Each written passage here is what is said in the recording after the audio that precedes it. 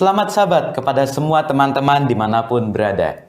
Pada hari Sabat ini kita akan kembali untuk mempelajari pelajaran sekolah Sabat kita di kelas Cornerstone. Dan pada hari Sabat ini, pelajaran kita sudah tiba di Sabat atau pelajaran yang pertama dalam triwulan ini. Dengan satu judul, Harga Mahal untuk Iman. Dan pelajaran sekolah Sabat ini bisa kita lihat juga di dalam kitab Matius pasal 24 dan juga kitab 2 Timotius pasal 3 ayat 12. Dan juga kita bisa lihat dalam buku Alfa dan Omega jilid 8 pasal 1 dan pasal yang kedua.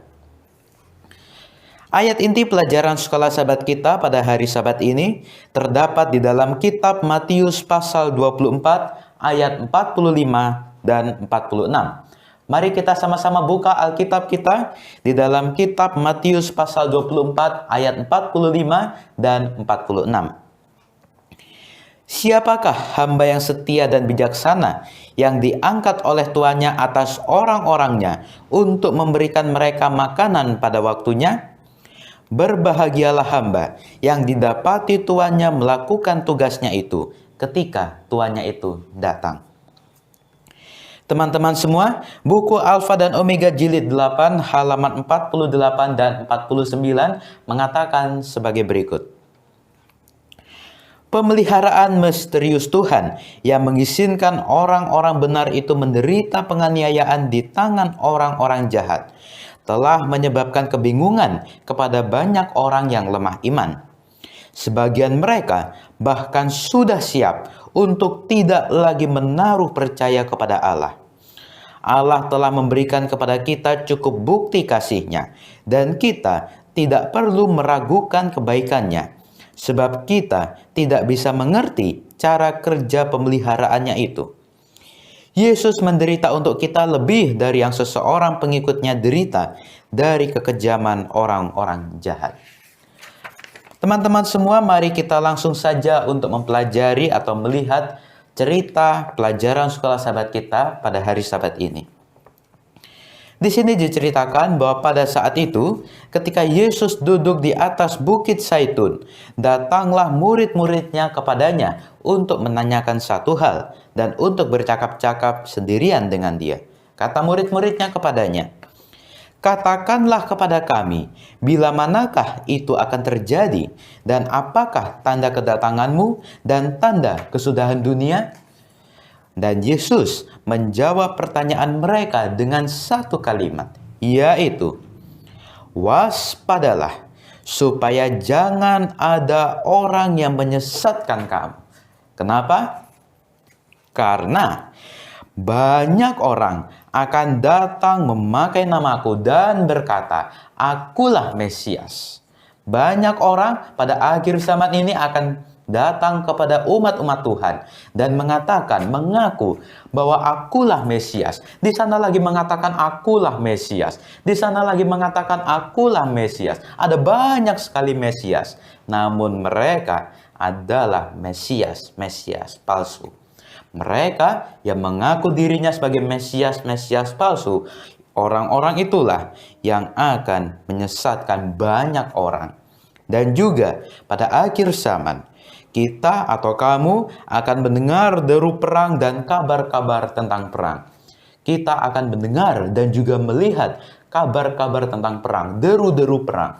Dan itu sudah terjadi saat ini. Namun apakah jika kita sudah melihat akan hal itu, jika kita sudah mendengar akan hal itu, apakah kita harus takut? Tidak perlu. Yesus mengatakan, "Tetapi berawas-awaslah kamu, janganlah kamu gelisah." Karena apa? Karena Yesus akan selalu menyertai kita. Namun apakah perang-perang itu, kabar-kabar tentang perang itu harus terjadi? Ya, Yesus mengatakan bahwa perang-perang itu, kabar-kabar itu harus terjadi. Tetapi, apakah jika sudah ada perang itu, apakah itu sudah akhir dari kesudahan dunia? Oh, belum. Itu baru permulaannya. Itu adalah permulaan dari penderitaan menjelang zaman baru. Itu belum kesudahannya, itu belum kesudahan dunia. Dan bukan hanya itu. Pada akhir zaman, akan ada bangsa bangkit melawan bangsa, kerajaan melawan kerajaan. Dan akan ada kelaparan, akan ada gempa bumi di berbagai tempat. Akan tetapi, sekali lagi, itu belum kesudahan dunia. Itu belum kesudahan dari akhir zaman. Itu baru permulaan penderitaan menjelang zaman baru. Dan juga bukan hanya itu.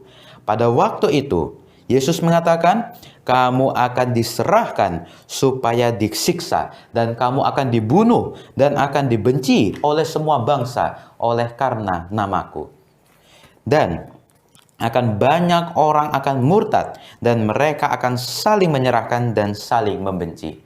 Pada akhir zaman, Yesus juga mengatakan bahwa kita akan saling diserahkan, kita akan dibenci, kita akan dibunuh oleh karena nama Tuhan, oleh karena kesetiaan kepada Tuhan, oleh karena kesetiaan kita kepada Allah.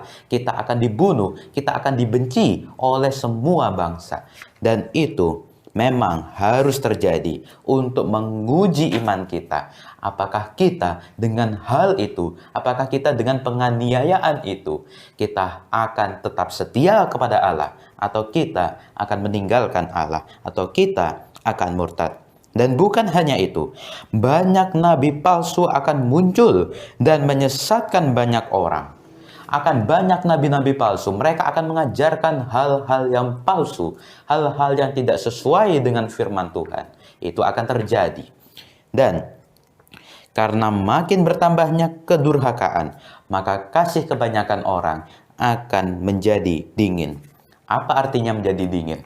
Orang-orang akan tidak saling mengasihi satu sama yang lain. Orang-orang tidak akan saling memperhatikan satu sama yang lain. Orang-orang akan memikirkan dirinya sendiri. Orang-orang tidak akan mengasihi orang-orang atau sesama manusia yang lain.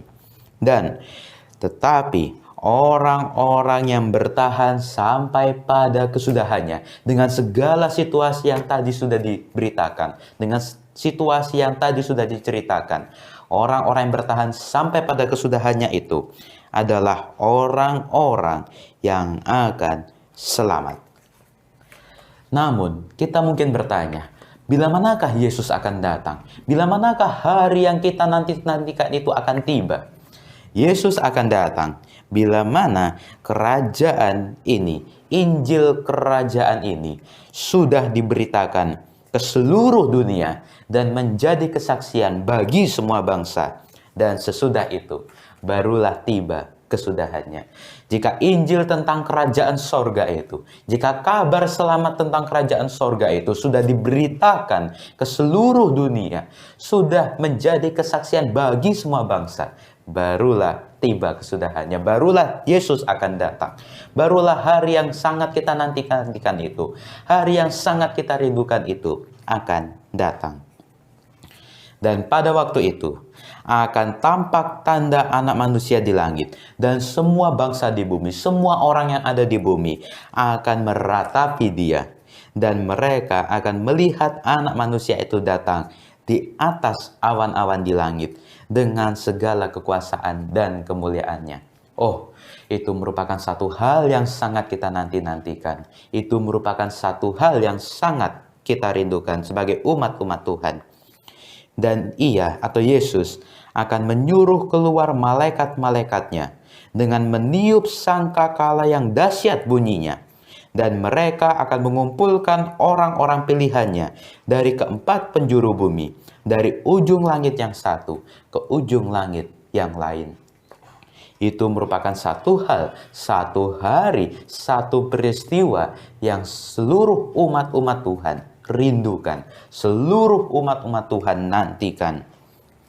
Teman-teman semua, kita bisa menarik pelajaran dari pohon ara.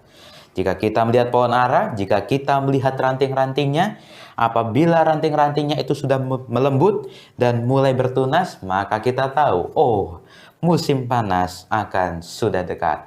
Musim panas akan segera tiba. Demikian juga halnya dengan jika kita melihat semuanya ini, jika kita melihat tanda-tanda ini, maka ketahuilah bahwa waktunya sudah dekat. Sudah di ambang pintu. Jika kita sudah melihat tanda-tanda kerajaan Yesus akan datang, tanda-tanda kesudahan dunia akan datang, maka ketahuilah bahwa hari itu, bahwa saat itu akan sudah dekat, akan segera tiba, sudah di ambang pintu. Jika kita hendak memasuki suatu ruangan, maka jika kita sudah di ambang pintu, sesaat lagi, satu langkah lagi, maka kita akan memasuki ruangan tersebut. Sama seperti halnya dengan ini. Ini sudah di ambang pintu. Tanda-tanda kerajaan sorga yang akan segera datang ini sudah terjadi. Maka ini sudah di ambang pintu. Sesaat lagi Yesus akan datang. Sesaat lagi hari itu akan tiba. Tetapi Yesus berkata kepada kita, sesungguhnya angkatan ini tidak akan berlalu sebelum semuanya ini terjadi. Peristiwa-peristiwa ini, tanda-tanda ini tidak akan berlalu sebelum semuanya ini terjadi. Kerajaan Yesus tidak akan datang sebelum semua tanda-tanda ini terjadi.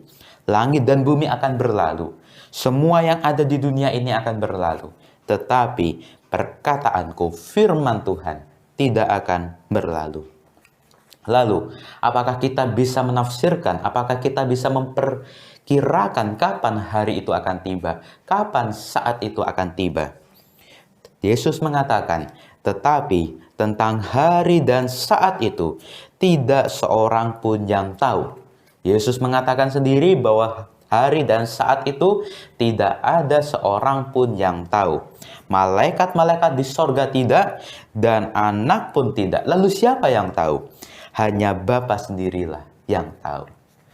Hari dan saat itu tidak ada yang tahu kapan hari itu akan terjadi. Malaikat-malaikat di sorga pun tidak tahu kapan hari itu terjadi. Hanya Bapa sendirilah yang tahu. Jika kita melihat peristiwa di masa yang lalu, ada orang yang coba menafsirkan kapan hari kedatangan itu. Namun itu mereka pun salah memperkirakan. Dan karena memang tidak ada orang yang bisa menafsirkan atau memperkirakan kapan Yesus akan datang. Sebab sebagaimana halnya pada zaman Nuh, demikian pula halnya kelak pada kedatangan Anak Manusia. Jika kita melihat peristiwa Nuh, orang-orang yang ada di zaman Nuh, mereka tidak sadar, mereka tidak bersiap-siap. Walaupun sudah diberitakan oleh Nuh bahwa air bah akan datang, bahwa banjir yang besar itu akan datang, tetapi orang-orang tidak mendengarkan. Orang-orang lebih asik untuk makan dan minum, akan lebih asik untuk saling kawin-mengkawinkan, akan asik dengan kesenangan-kesenangan dunia. Tidak memperdengarkan, tidak memperhatikan apa yang Nuh katakan. Dan benar, pada saat itu juga, tiba-tiba datanglah air bah itu. Tiba-tiba datanglah hujan dan banjir yang dahsyat itu. Dan mereka, karena mereka tidak mau mendengarkan apa yang Nuh katakan, mereka dibinasakan. Mereka tidak sempat untuk masuk ke dalam bahtera. Walaupun mereka mengketok-ketok, walaupun mereka berusaha untuk masuk, tetapi pintu bahtera tidak dibukakan oleh Tuhan. Karena mereka tidak mau mendengarkan. Sama seperti kita pada saat ini. Jika kita tidak mau mendengarkan amaran dari Tuhan, jika kita tidak mau bersiap sedia untuk menyambut hari yang indah itu, hari yang sangat kita rindukan itu, maka kita pun tidak akan sempat untuk masuk ke dalam kerajaan sorga. Kita tidak akan diangkat oleh Tuhan untuk masuk ke dalam kerajaan sorga. Teman-teman semua, penganiayaan yang kita ketahui terjadi pada umat-umat Kristen pada awal mula-mulanya tidak akan terjadi di Indonesia pada saat sekarang ini. Tidak akan terjadi kepada kita yang hidup di Indonesia sekarang ini. Mungkin walaupun seringkali kita menganggap kita dianiaya oleh karena kita tidak diterima di pekerjaan kita, oleh karena hari Sabat. Karena kita tidak bisa masuk kerja karena hari Sabat, kita merasa dianiaya. Kita tidak bisa untuk menerima pekerjaan itu, kita merasa dianiaya. Tetapi itu bukanlah penganiayaan yang dirasakan oleh umat-umat Tuhan, orang-orang Kristen mula-mula. Penganiayaan yang dirasakan, penganiayaan yang dilakukan kepada orang-orang Kristen mula-mula lebih dari itu. Mereka dibunuh oleh karena nama Tuhan. Mereka disiksa oleh karena kesetiaan mereka kepada Tuhan. Salah satunya kita bisa lihat peristiwa dari orang atau umat Tuhan atau hamba Tuhan yang bernama Stefanus. Bagaimana Stefanus dianiaya, Stefanus dibunuh, dilempari batu oleh karena kesetiaannya kepada Tuhan, oleh karena cinta kasihnya kepada Tuhan. Di belahan bumi lain pada saat ini juga ada orang-orang yang mempertaruhkan nyawa mereka untuk tetap setia menyembah kepada Allah. Mereka mempertaruhkan nyawa mereka, bahkan mereka mempertaruhkan nyawa keluarga mereka untuk tetap setia beribadah kepada Allah. Mereka mempertaruhkan kehidupan mereka demi cinta kasihnya kepada Allah. Itulah yang disebut dengan kesetiaan. Oleh karena keberanian kita, oleh karena kesetiaan kita kepada Allah, berani untuk mempertaruhkan kehidupan kita demi setia kepada Allah, demi cinta kasih kita kepada Allah. Teman-teman semua, marilah kita bertanya kepada diri kita sendiri, kepada diri kita masing-masing. Apakah selama hidup ini kita sudah setia kepada Allah? Apakah selama hidup ini kita sudah bersiap sedia untuk menyambut hari kedatangan Tuhan itu? Karena hari itu, saat itu sudah dekat, sudah di ambang pintu. Sesaat lagi, satu langkah lagi, maka hari itu, maka saat itu akan tiba dan kita semua akan masuk ke dalam kerajaan sorga. Marilah kita mempertanyakan, marilah kita bertanya kepada diri kita, apakah kita sudah siap untuk masuk ke dalam kerajaan sorga? Sama seperti judul pelajaran sekolah sahabat kita, yaitu harga mahal untuk iman. Iman sangat mahal harganya, tetapi iman tidak dibayar dengan uang, iman tidak dibayar dengan harta, tetapi iman dibayar dengan kesetiaan kita kepada Allah, cinta kasih kita kepada Allah. Jika teman-teman semua suka akan pelajaran sekolah sahabat ini, silahkan untuk tekan tombol like. Dan bagi yang belum subscribe, silahkan untuk subscribe dan juga nyalakan lonceng agar kita, teman-teman semua, dapat mengetahui update-update video terbaru dari saya.